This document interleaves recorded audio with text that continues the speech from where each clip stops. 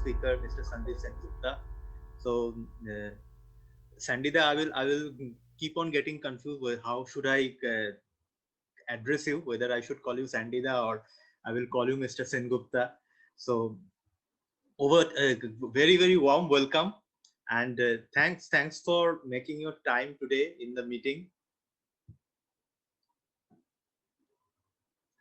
You're on mute. Now you can hear me? Yeah. Okay, a very good morning to everybody who is present over here. I can see some bright geeks, young geeks out here, and really enjoying the presentation. And I need to compete with the young geeks out here. It was a lovely presentation that was going on. So, how do you want to have the session? You want to ask me questions which I need to answer? Yeah, so that's the way we actually planned. So we have listed down some of the questions, and the members, the senior members from the senior club and the junior members of the junior club, they all have nominated themselves to ask the question. So before that, who all don't know you, I would like to give you a short introduction for everyone. So Sandeep Sengupta is the founder director of ISOAH Data Securities Private Limited. So ISOAH stands for Indian School of Anti-Hacking.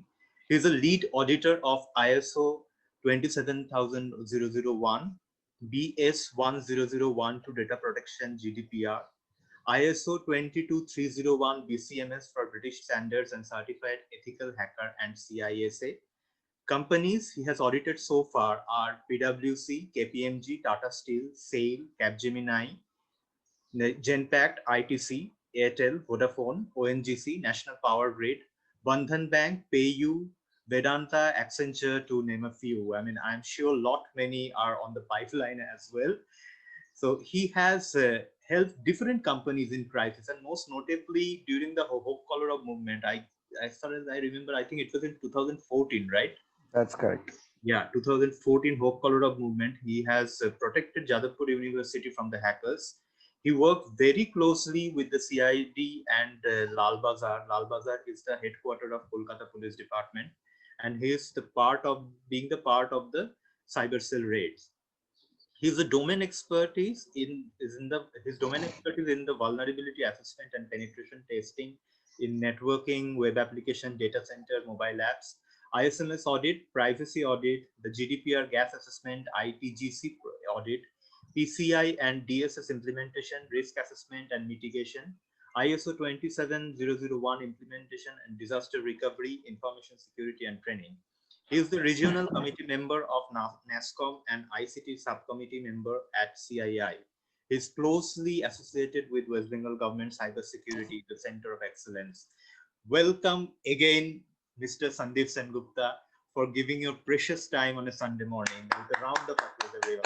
Thank you very much. Thank you. So I would invite our first member, Geeta Bakshi, to ask the first question to you.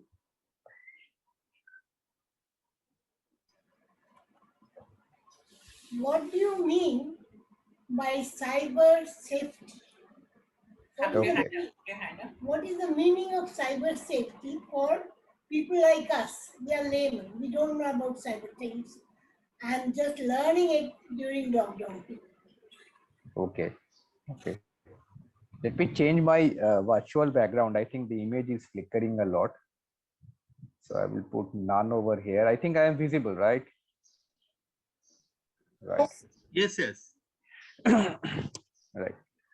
So, very good morning, madam.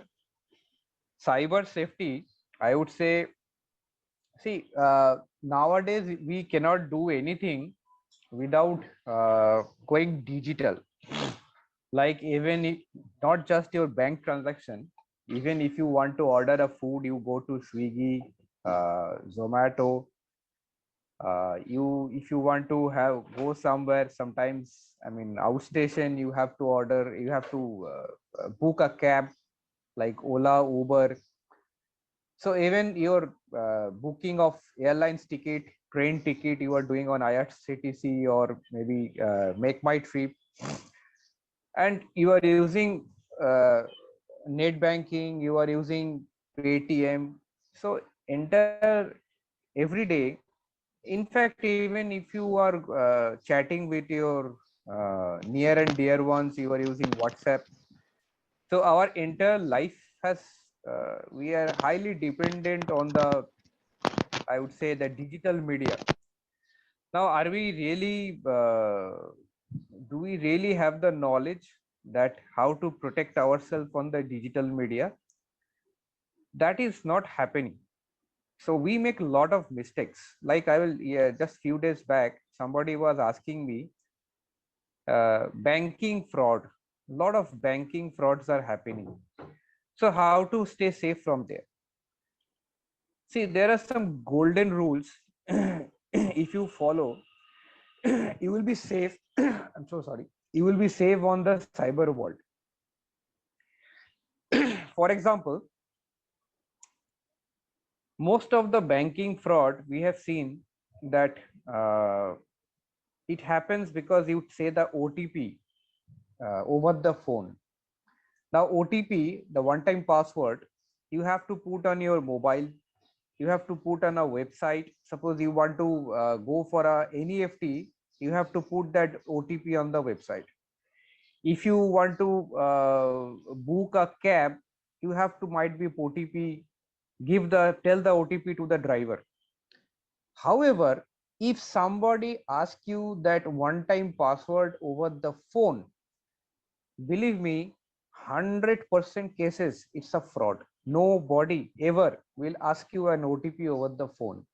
If ever somebody asks you a OTP or a PIN number over the phone, 100 out of 100 it's a fraud. Now people do not know this properly. So that's why a lot of bank fraud happens. So when you say cyber safety or cyber security, staying safe on the cyber world, because we are now practically highly dependent on the cyber world. Uh, Staying safe on the cyber world is very important, and this has happened so fast that most of us are not tech savvy, and we do not know what to do and what not to do on the cyber world. So I believe today's session we will talk a lot about what are the do and don'ts on the cyber world, and if you follow that, your safety on the cyber world will be much better, and that you can call the cyber safety. Anirban, madam, did I was I able to answer your question, or it Oh, was something? because I was I didn't have any knowledge about it. I had 11 Facebook accounts. We'll come to I that want later. to We have the delete it out. So can I ask a question? If I mean, Abhishek, it's a very Abhishek, maybe we can take up question. Anirban, Sure. let me complete the answer for madam, and then I will go to the next person. Sure. So Facebook, I believe I can share my screen, right? Yeah. Okay, I will just quickly share my screen. I mean, this is a burning question from every person. I believe all of you can see my screen. I am opening my Facebook account. There are a lot of young people out here who have Facebook account. Now, if you look into this Facebook account, there is a very good way of protecting the Facebook. You go to the top right corner, and then go to settings and privacy, and then you go over the settings, and then go into the security and login, and over here go to the two-factor authentication, go to edit and enable it. So most of the time you will see, if you have not done it before, this two-factor authentication is by default switched off. If you switch it off, then OTP will not be used. But if you go to edit, again I am showing you at the top right corner, go to settings privacy, then go to setting, then go to security and login on the left hand side over here, and scroll down and come to two-factor authentication, edit this, enable two-factor authentication. The moment you put your mobile number and enable this, even if a hacker knows your ID and password, they have to know your that OTP. So enable this OTP. Even if you go to Gmail, even in Gmail, you will have this feature. Go to these three dots, go to accounts. In the Gmail at the top, now it is coming slow. Yes. You go to the top and then you come to security. And over here, see the two-step verification, I have kept it on. So if by default this is off, if you switch it on, neither your Gmail nor your Facebook can be hacked by any hacker. Thank you. Yeah, Anirban, next. Yeah, thanks a lot. So the next question, we have Mr. Rahul Jain with us, who will ask you the next question. So first of all, thank you so much, Mr. Sandeep, for being with us, and it's great to have you in a Toastmaster meeting. I have a small question actually, and which you have already touched upon actually. So I just wanted to understand how safe it is to use like a mobile phone or laptop or tabs while using the online transaction, especially the banking transaction. And furthermore, I just wanted to understand whenever we download any kind of app, basically, it asks for certain permission to access a contract, basically other content, pictures also. So how safe it is to give the permission, and can we avoid you giving the permission but using that app basically? Okay. A very good morning to both Rahul ji, junior and senior. Right. So coming to the apps, again, let me share my screen over here. Let me see. Yeah, I think this is the one. So if you go to an app while you download, there are few things that you need to check. First of all, how many downloads, what is the rating and review of the apps? So if the first golden rule is number one, never ever install an app outside the Play Store or the App Store. So sometimes we are getting SMS that please download this CoIN app. I also got an SMS few days back that this is a app to for a vaccine registration. The link has come in that SMS that click on this link and download that app. Now this is a sure shot case of fraud. If you download that app, immediately your mobile will get hacked. So if you ever want to install an app, you should go to Play Store or App Store and then only search for that app over here. And sometimes what we have seen that the same app name, there are multiple apps with the same name. So how to understand which is the real app and which is the fake app? So if you look at the ratings and review, and if you see at least a 1 million download and 1 million rating is not there, at least a 5 or 4.8 or 4.5 rating is not there, then that's a doubtful app. You should not download it. Now suppose if it's a 5 million rating and 5 million download with a 5-star rating over there, you can do one thing, go to the review section. If you click on the review, you will see that all the reviews are coming where the negative and the positive review you can read. If you read through the negative review and see there is something very bad written over there, then it is better not to download the app. Now suppose if everything is fine and you want to download that app, I myself see one more point, whether it's a Chinese app or not, because Indian government has already banned a lot of apps, and I find it little bit suspicious for this Chinese apps. So I go and find out in the developer section who is the developer, and then go to Google and find out by looking at the developer whether it's a Chinese funded or a Chinese app.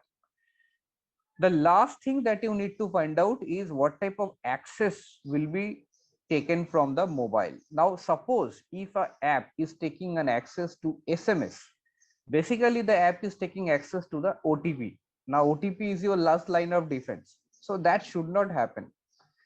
So if it's a very, very popular app like Ola, Uber, Swiggy, Zomato, maybe you cannot do anything over there. You have to accept it. But if you are going to install an app which is not very popular, the moment it asks for a SMS access or access to your photo or your live location, I think that you should not go ahead with that.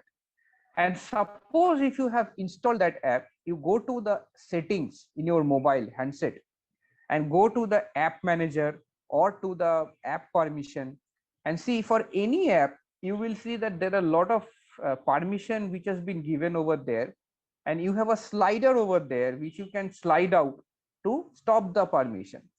So if you move the slider and stop the permission for these particular SMS and photo, most of the apps will still work, and that will actually help you to keep the handset more secure.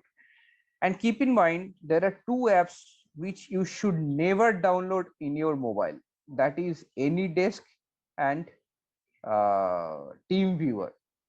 I'm writing it over here. These are TeamViewer and AnyDesk. These two apps never install your mobile. There is a high chance, because these two apps are used most of the hackers to hack into your handset. So if you install these apps in your mobile handset and give the PIN number to the hacker, your mobile will have complete control. The hacker will have complete control of your mobile, and you can't do anything over there. So try to avoid these two apps. Right. Thanks, Mr. Sandeep. It's really helpful. Thanks. Thank you so much. Thank you. Just a small question on TeamViewer. Now we have Microsoft Teams, and I think Microsoft Teams comes through app also. So I think this TeamViewer is not that Teams, right, sir? No, not that one. TeamViewer, the name TeamViewer, if you search on Google, yeah. Just hold on. Because I was slightly confused because they use Teams a lot, and Team has Microsoft Team as a app also. Correct. Let me show you the TeamViewer. So this is the TeamViewer logo. So this TeamViewer you should not download, and AnyDesk. This is the logo for AnyDesk. So these are the two software you should not install. Okay. Sure. Okay. I have just to add to Rahul's question, I have one small question that how much safe is it to use mobile banking on your phone through official apps rather than using online banking? When you type Google, there are thousands of sites which are opening, say Kotak Mahindra Bank or HDFC Bank or whatever. So how much safe is to use mobile app then? Abhishek, can we just go with the sequence, please? Sure. We won't be able to control our time. So next question would be asked by Vallari. Vallari, are you there? Vallari, you're on mute. Hello. Yes, we can hear you. Yeah, so my question is, if you log into a website, then how you can know that that website is authentic? Okay. Hi, Vallari. Very good morning. So if you go to a website, again, look at the chat window I'm writing over there. So if the website starts with HTTPS, then it's most likely a secured website. If it starts with HTTP, then try to avoid putting a password or credit card on that website. So there will be a lock sign. If you go to Google right now, you will see in Google, Gmail, Facebook, anywhere you go, you will see there is a lock sign at the top hyperlink. If you look very carefully right now, you will see there is a lock sign and it starts with HTTPS. So HTTPS more or less a secured site, but if you come across any site with that S is missing, that S is secured, then definitely never put your password over into that site. Otherwise, there are some sites which are secured, but they do fraud in a different way. Like there are a lot of e-commerce sites, especially on Facebook. I have come across a lot of e-commerce sites which are selling like t-shirt. They are selling a lot of cosmetics, and when you pay over there on that e-commerce site, you will get some different products, some damaged products, different products. So if you buy anything from the e-commerce site, always try to go and find out if what is their refund policy, where to make the complaint. So they will either have an email ID or a phone number. Now these type of site always put an invalid phone number over there. So before you purchase, call that number and see whether that number is connecting or not, just to give and make an experiment. If the number seems invalid, then you all obviously you know that the site is a fake site, and moment they send some a different product or a damaged product, and you will be calling the same number and you will not reach out. So always call the number, find out whether the number is valid or not. If somebody picks up the number, try to understand what type of response he is giving. And this is only true for the non-popular site. As for the popular site, HTTP will be good enough. So Sandita already has another question. So already, would you like to ask that, or? Yeah, please do, no problem. Yeah, so I was curious about how we can actually be, if I want to be a cybersecurity expert, and what is how I can, if there is any tutorial for that or any classes where I can enroll myself. Okay. And also, what are the career perspectives? Yes, what are the career prospects? Now this you have asked a big question. Though my favorite question, but its answer is big. The question is small, the answer is very big. I will try to answer this. Hold on.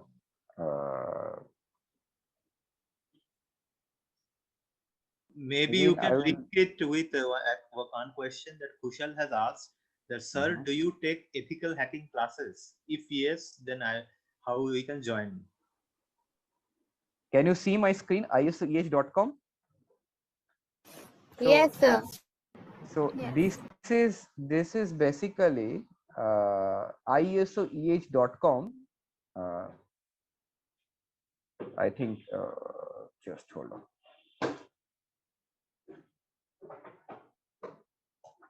Right, I will put it into the chat window so that you can copy from there.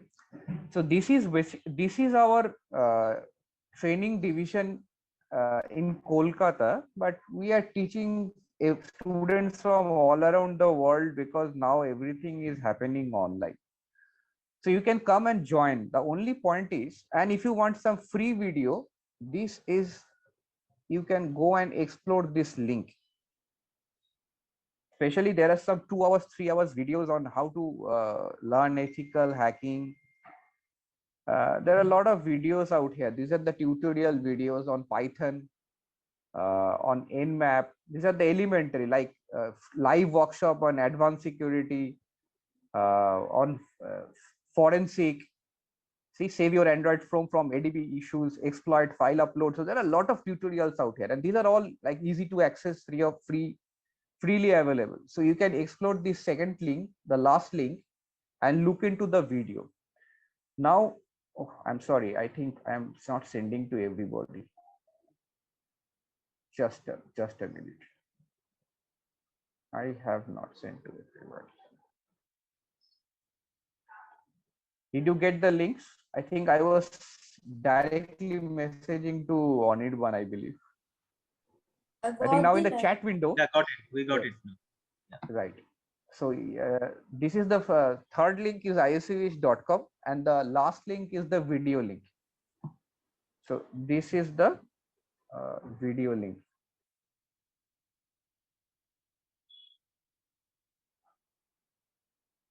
This is the video link. Right. Now, if you want to become a very good ethical hacker, well, there are few things you need to know. Just a minute.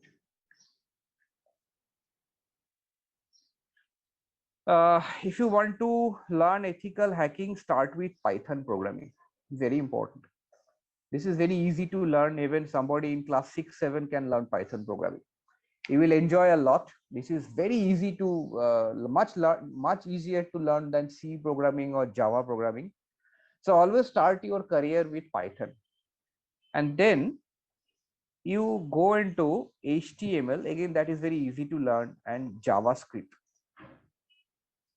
After that, learn PHP, and the database is MySQL. So we always say learn SQL and PLSQL. And then there is something called CCNA, which is about network security. So network is very important because everything is passing through the network. And then only you can learn ethical hacking. So that if you want to know only network security, then these two will be good enough. But if you want to learn software security, like checking the website, checking mobile applications for security, most of the people think that software security is more important.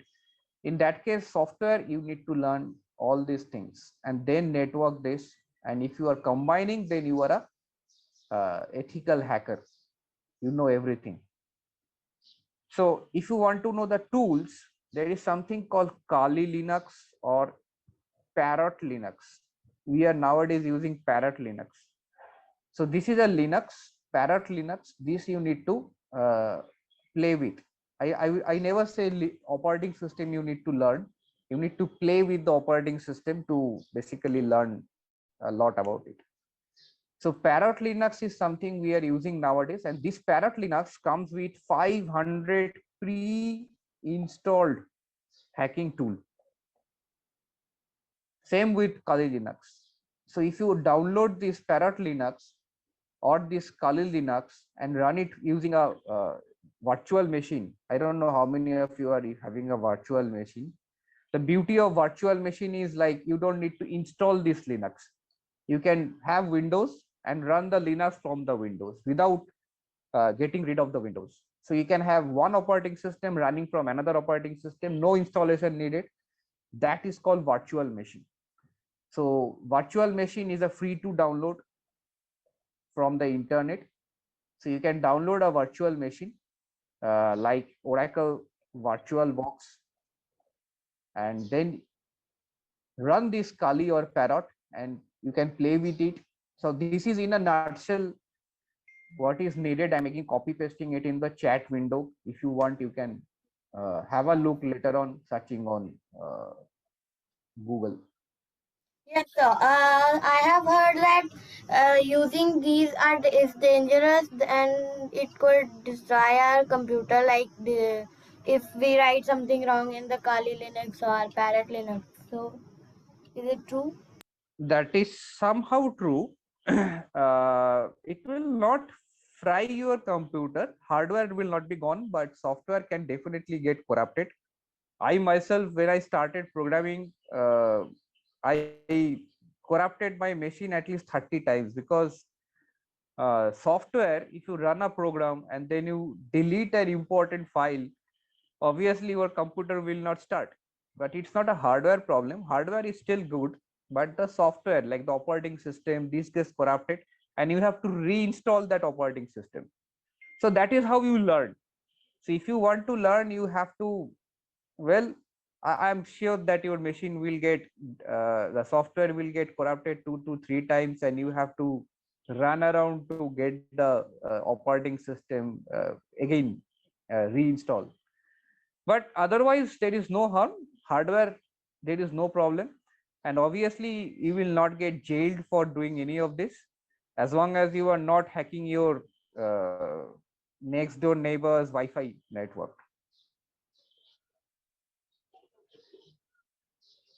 Thank you. Thank you. I think definitely it is helping us a lot. So next question will be asked by our Mallika Satinathan. So Mallika, your question, please.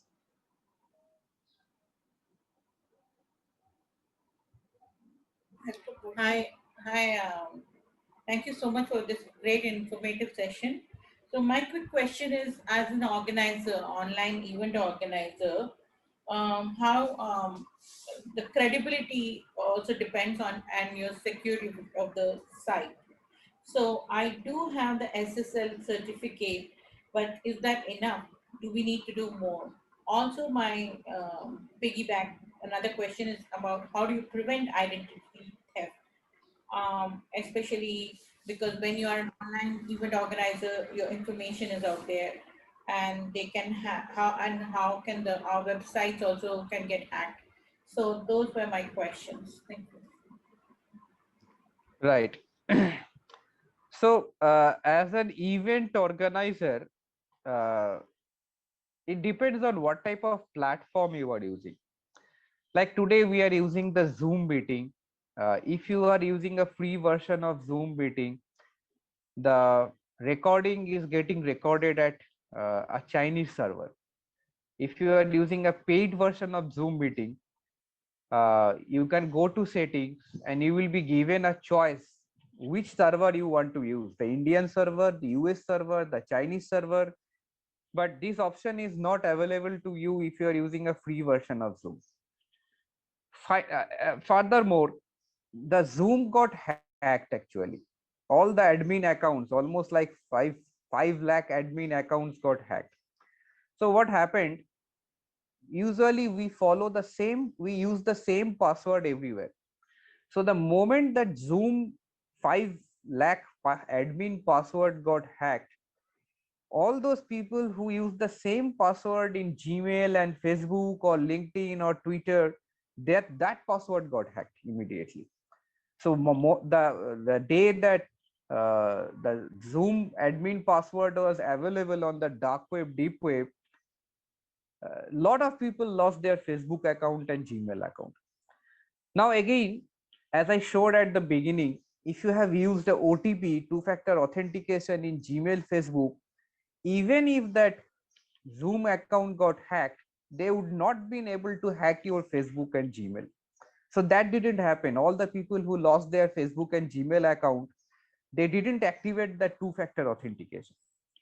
Now coming to how much authentic, well, uh, if you have a SSL, if you have a proper website, nowadays they have a lot of nice technology, a lot of new different types of, like India has its own social media or the chatting software or a equivalent of Twitter. So we are slowly getting like made in India application. So if you use those applications and if you are having a meeting within India, there is no harm in having those meetings. Even like if we are using a free Zoom and we are having this chit chat, there is no harm, because what will China get out of this meeting? So I think that is okay. The problem starts in a different way.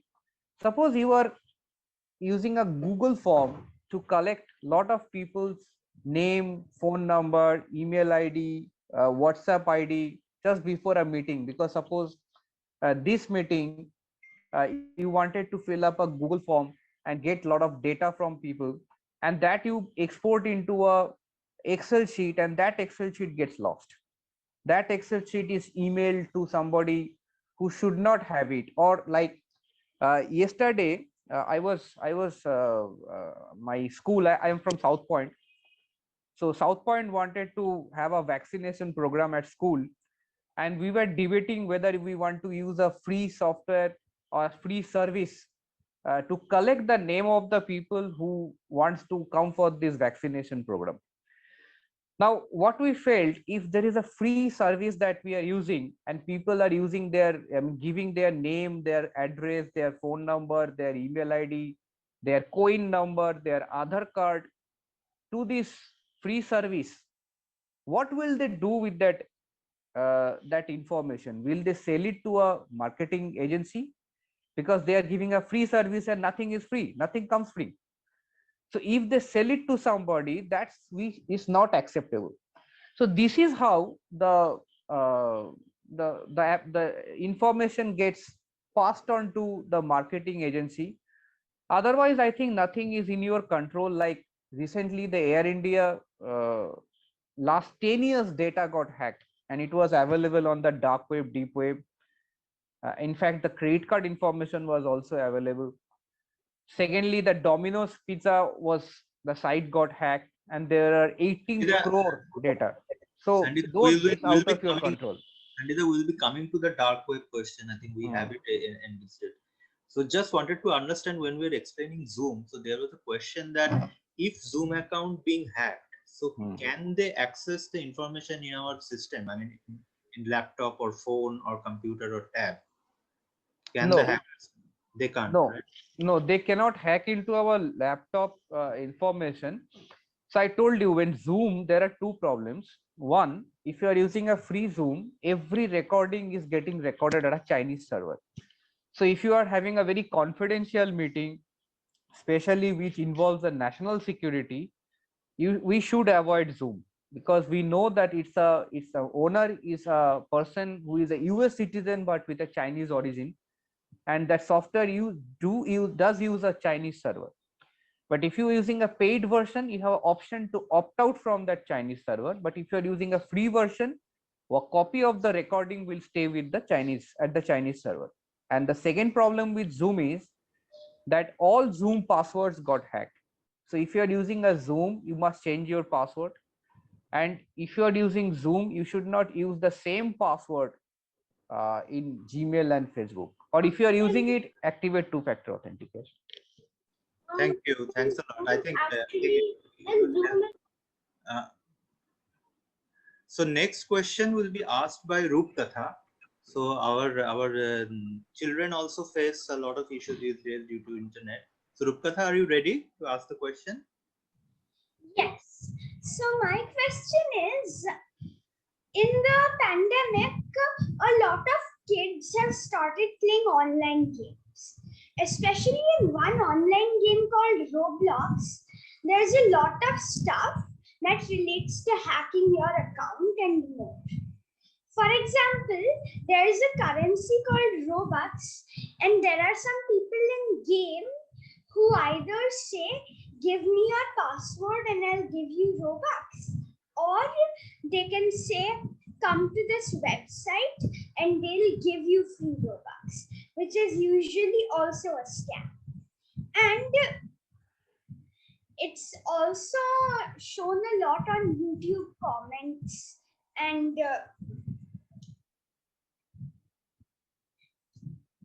basically most of the time they won't give you anything. They'll just end up hacking your account or hacking your browser. There are also many scammers in Roblox. Yeah. So Rupkatha, if I ask your question, is that whether it is safe to accept the free offers from an unknown player while playing Roblox? My question is that how do we prevent ourselves from falling for those tricks? Like, I'll give you free money or free this currency. So and like, there is a two-step verification, but a lot of people don't know that. So how do we know if someone is actually going to give us something, or if they're just going to steal our account? Okay, got you, Rupkatha. So similar kind of question that we have. So Samyak, are you ready? Samyak also wanted to ask a question regarding another game. Yeah, Samyak. Actually, is Minecraft mod good for us kids? So is Minecraft mods safe for kids? Like the extra things, the furniture and all. Yeah, and also Sandita, I would like to add another question that came into the chat box, that how to keep mobile or laptop safe from hackers from children, because sometimes I had two questions. Yeah, Samyak, please. Medal monkey good. The first one is medal monkey good, and the second one I have to. Okay, perfect. So there are two questions regarding two games, and another thing is that how to keep our devices away from hackers, or how children can keep hackers away. So there some people have asked that their father's computer are from office and they have all the security protocols over there, but when they're using their own devices for their school or playing, so then how they can protect it. Rupkatha, if you have any further question, please put it in the chat box. In the interest of time, please. Sir, what about a game Free Fire? Akshit, let's hear from Mr. Sengupta. I think there are already 3 questions. Well, I should start with I don't play much computer games.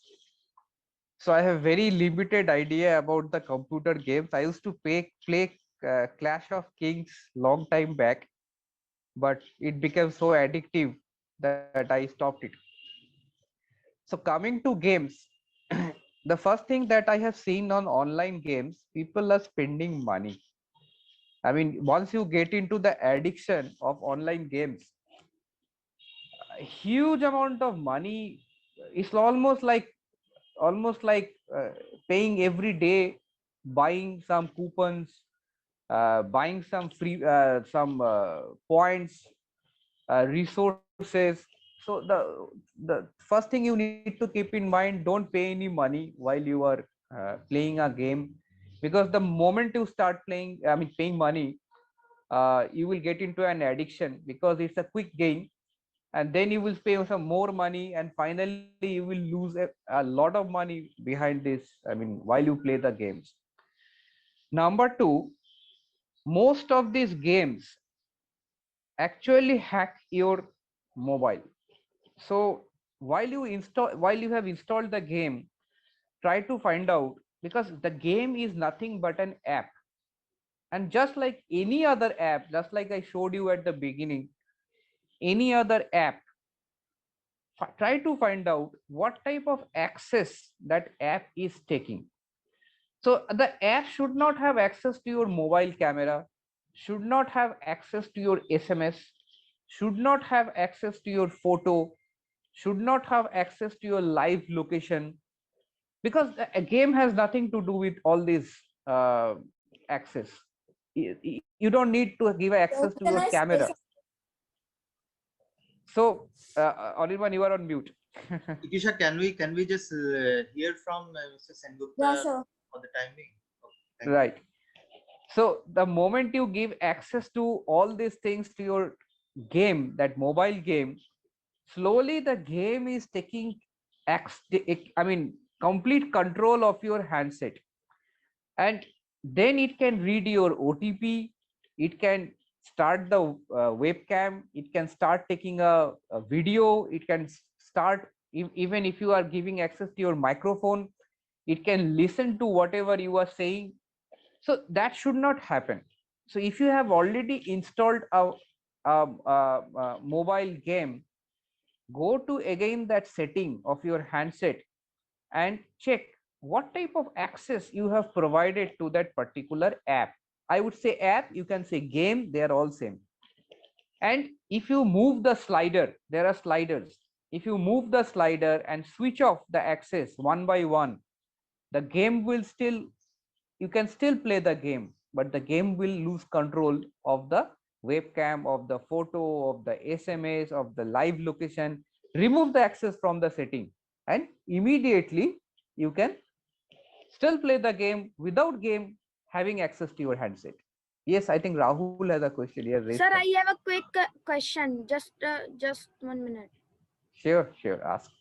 Like other children ask that is game having control on our phone or laptop. So this only happens when we download the app or game outside of the app stations, or if we download them from the app stores, then also it happens.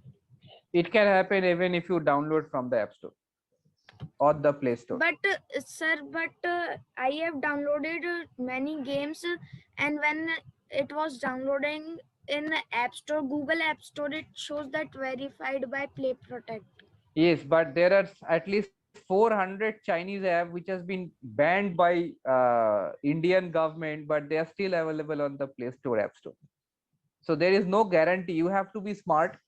Even if it is on Play Store, App Stores give you a first level checking that the game is not a malware. If it's a straightforward malware, then the App Store, Play Store will stop it from uploading. However, you have to be smart and you have to continuously check while installing the app that what type of access you are giving. And if you think that there is something very suspicious, like it is taking too much access, then you should not go ahead with that app.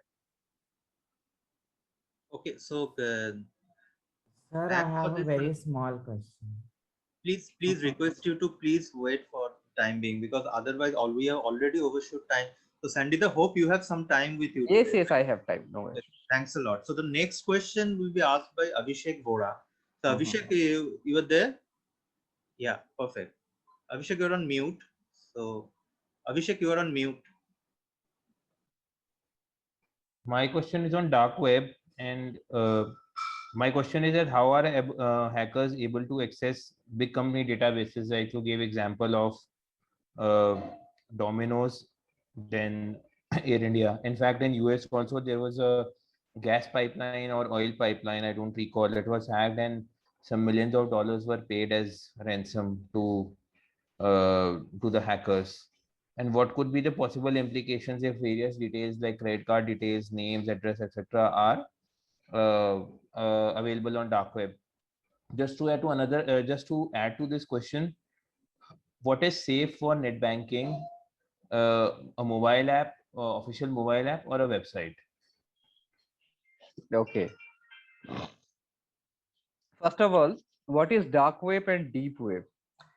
In the whatever you can access through Google, uh, that means whatever you have done till now using any browser, that is 5% of the internet. The remaining 95% you cannot access using a normal browser. You need a special browser to access that 95% of the internet. And that browser, you can, one of the browser is called a Tor browser, Tor. You can go to Google, you can write Tor browser. I will writing in the chat window. It is called a Tor browser, and you can install this browser, and then only you can check the dark web, deep web. Now, any that 95% of the internet is called a deep web. Why deep web? The one that you can use a normal browser is called a surface web. So it's a surface web and the deep web. In the deep web, all these illegal activities, whatever is happening, that part is called the dark web. So dark web is part of the deep web, but not entire deep web is dark web, right? So this deep web, they give a special feature to you that is called anonymity. So whatever is happening on the in the surface web, they are governed by the IP address, and that IP address is traceable. So if you go to Google knows who is trying to access. So the IP address is tracked over there. But in the deep web, since it is using a special browser and some special servers, proxies, there's a lot of proxy servers, Tor, onion servers, the IP address gets hidden. So it is very difficult for police to track when you go into a dark web or a deep web. So that's why all the illegal activities are happening on the in the dark web, deep web. In fact, not deep web, in the dark web part of the deep web. Now, coming to whether to access deep web or dark web, it is completely your call whether you want to go to this dark web, deep web, because if you go over there, there is a high chance that you go to a website which drops some malware, a virus into your machine. Now, we being a security professional, we use a technique where we only access a deep web or dark web from inside a virtual machine, and that too a snapshot of a virtual machine. So what happens once we are done with our work, we just restart the machine and all the infections are gone because it's a snapshot. It's a virtual machine snapshot. If you do not understand the technology, I would advise not to go to the dark web, deep web. Now, coming to whether for net banking, whether it is app or website, it is all same. If you go to the website, make sure that the website starts with HTTPS. If you are using the app, you make sure whether that app is downloaded from the App Store and Play Store and not from a random website. Problem is different. Problem is, number one, the OTP is you are telling over the phone. That is completely wrong. That should never happen. And two, very important, never hand over your credit card, debit card to a waiter at the restaurant or to somebody at the petrol pump. Why? If that person can take a photo of either side of that credit card or debit card, he can make any international purchase without your OTP or PIN. I don't know whether you know this or not. If you go to an international e-commerce site like amazon.com, not amazon.in, if you go to amazon.com and try to purchase over there using your debit card, no PIN or OTP will be asked. So if I can take a photo of either side of your credit card, I can make a purchase abroad and send it to some friend abroad without having your any activity from you. No PIN, no OTP.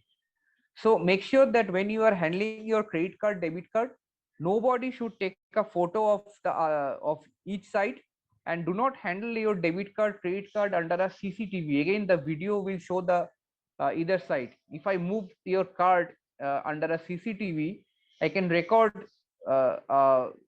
video of each side, and immediately I just need to know your name, your credit card number, your expiry date, and the CVV number.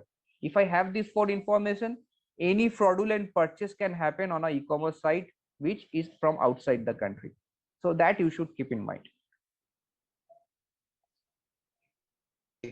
Thank you, Sandita. Hope this answered the question. So Abhay, I know that you were next, but Ria actually requested me, she has to leave. So let's quickly hear Ria's question and then we'll come to you. Hope that's fine with you. Sure, sure.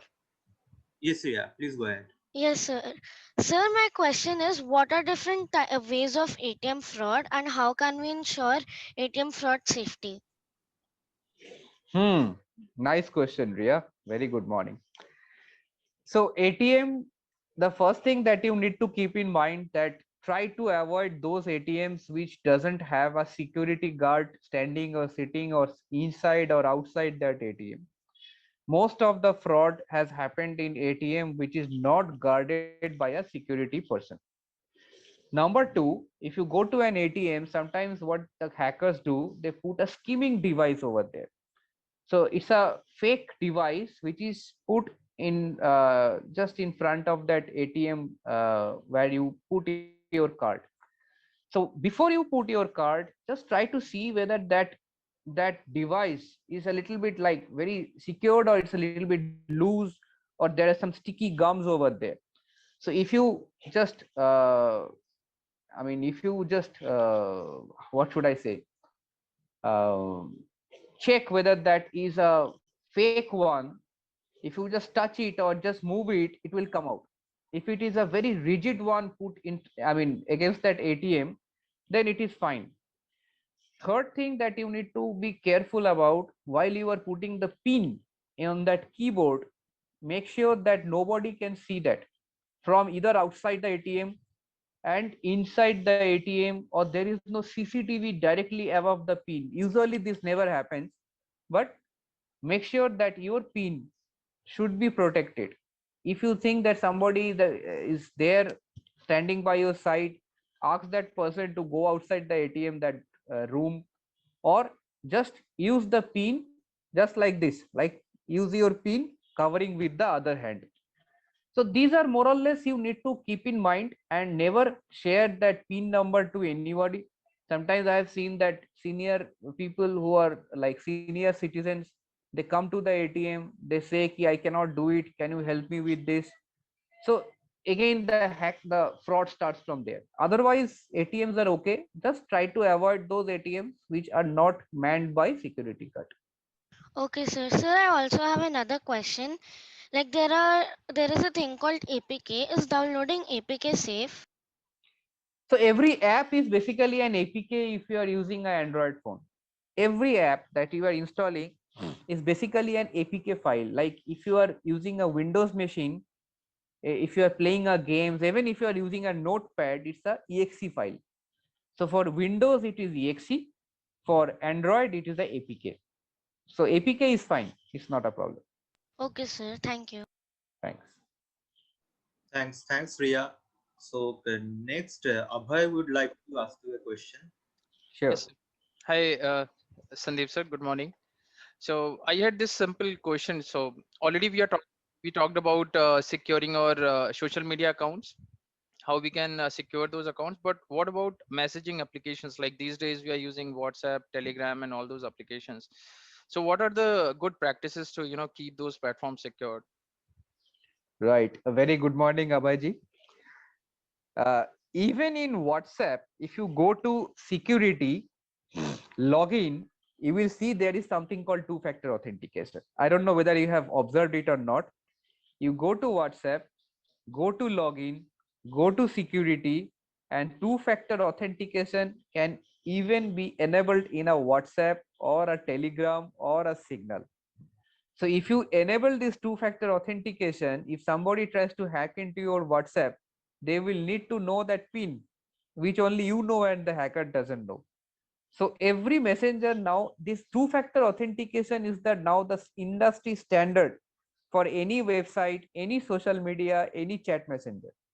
Enable it, you will never get hacked. Okay, sir. Thank you. Thank you.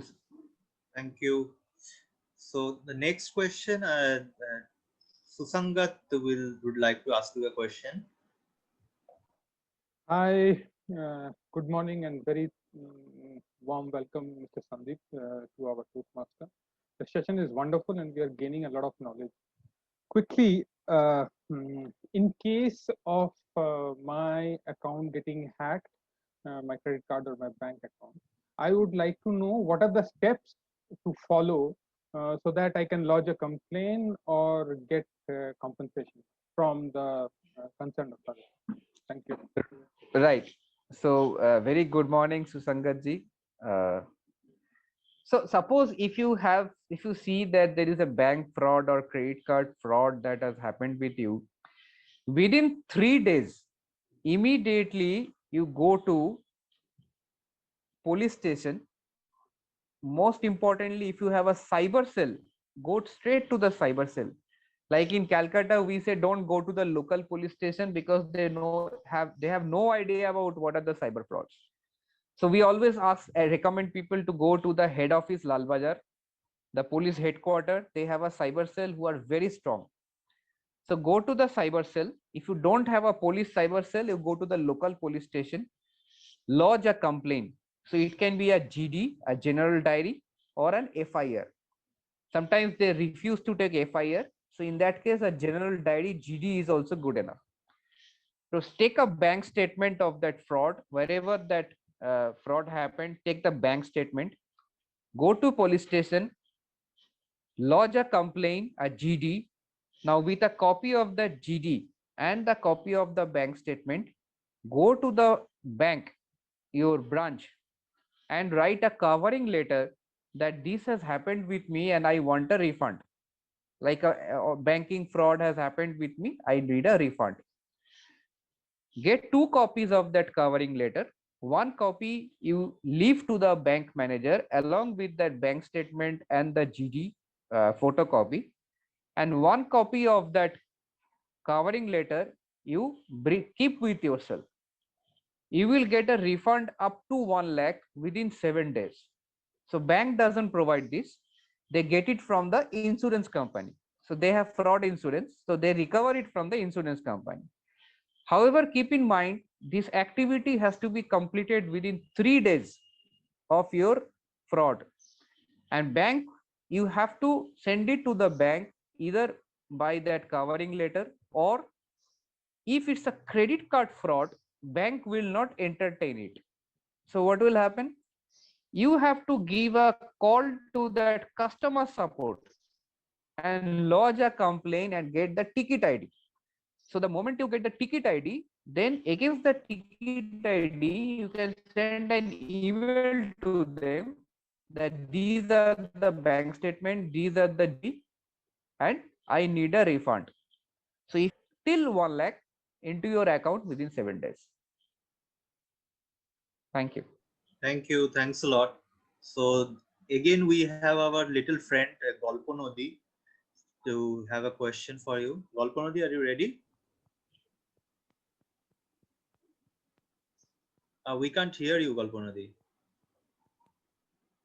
So I had a question. So what about, I know we talked about it, but what about putting our photos and videos on social network without our name, address, or school name or anything? Any of our personal info, can we be harmed in any way or our data be hacked? Right. So Sandita, along with that, I would like to another question. So one of our dear friend had to leave. I think she has a class.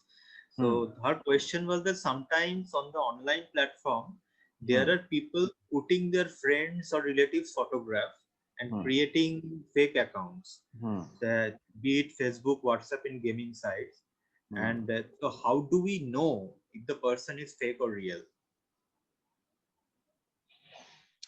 Right. So see, there are 2-3 part in this. First of all, if you have a Facebook account, I would always advise you to lock the account. Number one. Number two, once you upload this photo or the video, always share it with your friends.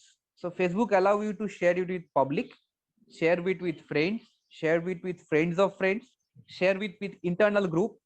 So if you go to my Facebook account, you will see everything. No personal photo is shared over there. That is actually not happening. What I do upload personal photo, but share it with a very limited people, not to everybody, not to public. So that option is given in Facebook. Otherwise, you are very if you are very skeptical, you can lock your Facebook account where nobody can see the photo if that person is not part of your friend list. Now, how to understand whether an account is fake or not, that becomes very difficult, because if suppose the if somebody has a genuine account, a celebrity, you will get a blue ticker over there. So if the blue ticker is not there, the account can be a fake account or can be a genuine account. I think it's good if you call that person over the phone and try to find out whether it's a fake account or a genuine account. Otherwise, if I create a fake account of any person and make a very like nice profile with lot of photo, lot of conversation, it becomes very difficult to understand. So yes, do not share your photos on the Facebook. Try to avoid that and try to lock the account. Anirban, I have another meeting coming up. How many questions are there?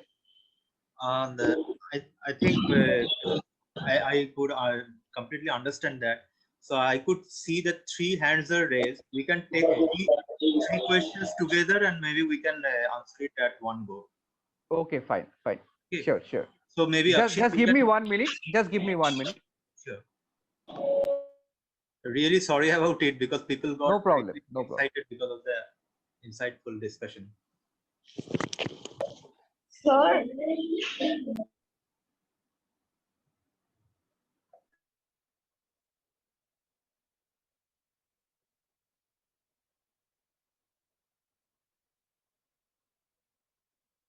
So the thing would do that Akshit will ask the question first, then Vihan will ask his question, and then sure. I think let us because some people meeting, they are waiting for me. Okay. So, let's take up the questions one by one. Quick. Let's take all the questions together. So Akshit, you go first. Sir, I have installed a game, so it has taken access of my mic. So, and my phone isn't having any information. So is it safe? It has some contacts, but it doesn't has a SIM. So as I mentioned you, Sandita, let's do one thing. Let's take all the 3 questions together. I know you are planning. Cool. So Vihan, you can quickly ask your question. I had a class, so can you take? My question Is it that is Free Fire safe? There's a game named Free Fire. Is it safe? Okay, Okay. Free Fire, whether it is safe.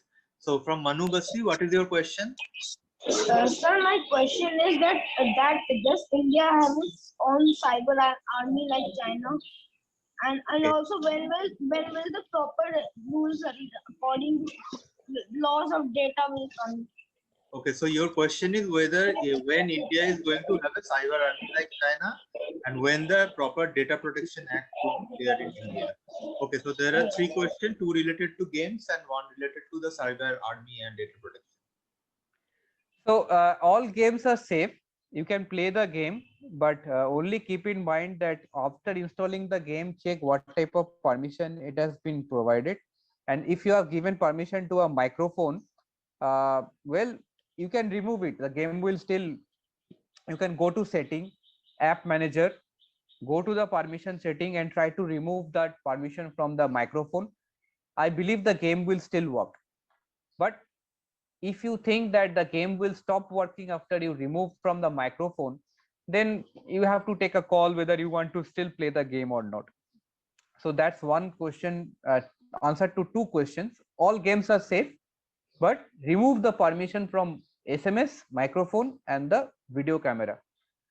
Coming to the third question, Indian Army, there are several cyber cells in India, several cyber cells. You can go to the CERT website. This is the CERT website, CERT. I will just quickly give you the URL of this site. This is the most important site who are actually protecting us online. So this is the URL, CERT. You can explore this CERT website. They are the, I mean, the official government cyber army protecting our digital infrastructure. Otherwise, there are several private and small, all the police, CID, STF. There are several cyber armies in India. Unfortunately, the data protection and privacy laws are not good. So we are technologically very good, but law-wise, we have to go a long way, because that is where the problem is. The criminals are getting caught, but we are not being able to hold them back behind the jail. They are getting bail, they are getting scot-free. So I believe Indian government is looking into the law part. They are coming up with a lot of new acts. Like they had a problem with Twitter. They said ki I will not obey this law. So they are coming up with new rules and regulations which will enable us that if we catch a criminal, we will be able to prosecute that person and keep him behind the inside the jail. Sir, but laws related to Twitter, that they said that that if anything that is not that in the law it is clearly written that anything that is not ethical to someone will be removed. But this definition is very broad, sir. For example, there are some farmer protests happening. So there are some farmer protests and there will be some protests. If the government has to suppress it, they can suppress it because they have defined a broad category of it. So again, that is not a cyber security question. It's much beyond that. I will leave it to Anirban to answer that. I think this we already passed time long before. So Sandeep, thanks a lot. I can't thank you enough for giving your time. Thank you very much. Thank you, sir. Thanks to all of you. Okay. Thank you. Thank you. Take care. Bye bye. All of you. Have a nice Bye-bye. Sunday. Thanks a lot. Thanks.